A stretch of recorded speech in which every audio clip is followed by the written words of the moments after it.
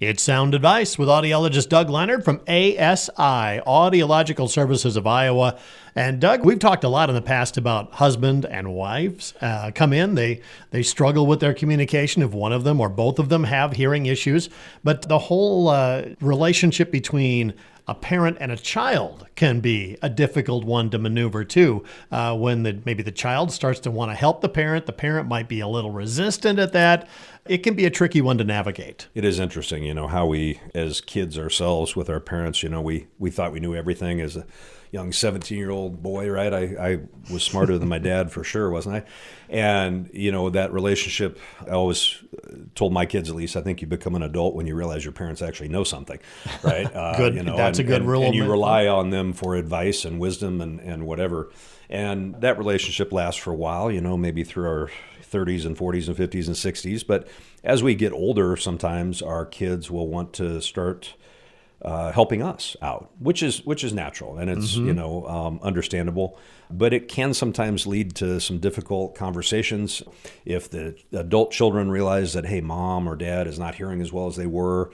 You walk up to the door to come in, and the TV's so loud you can hear it when you get out of your car. There's an issue.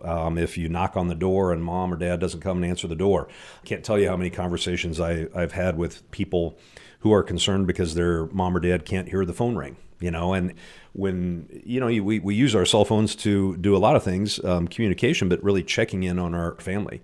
And if mom doesn't answer the phone when you call, your mind starts racing a little bit, maybe. The child once again becomes the caretaker, and then all of a sudden the parent is on the other end. They're kind of being taken care of, and sometimes they can resist that. Well, that's very personality dependent, I think. There are folks that don't mind the help sometimes, or maybe even take advantage of it sometimes. But there are also people who want to maintain that independence. And I'm an independent guy myself. I'm probably going to, hopefully maybe 20 or 30 years from now, probably push back a little bit with my kids when they're trying to help me out. But it's a conversation, I've even had with people, just that know me as an audiologist, that see me on the street, and they know mom or dad has a hearing problem. How can I get them to come in? Well, sometimes you have to appeal to whatever trips their trigger, it might be the fact that they watch their grandkids, after school for a few hours, and they want to make sure they're not missing out on that. It might be they're missing out on something really important at church, and they're an active member of their church. So, you need to let them come to that decision on their own, but gently encourage them as well. And by the way, you also love it when family members come into the appointment. Yeah, that's a great point, John.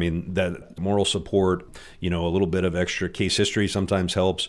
And I think it also encourages people maybe to take action, not feeling like they're forced, but, not just letting it slide by the wayside either. Yeah. So if you're a child and you're asking, and kind of helping to take care of your parents, don't be afraid to come along with those appointments so you can be in on those conversations too. Doug, what's your number here in Carroll if people want to set up an appointment for a screening? Yeah, it's 792-5933. And again, it all begins with a conversation, so stop on by. The great folks of Audiological Services of Iowa are there to help.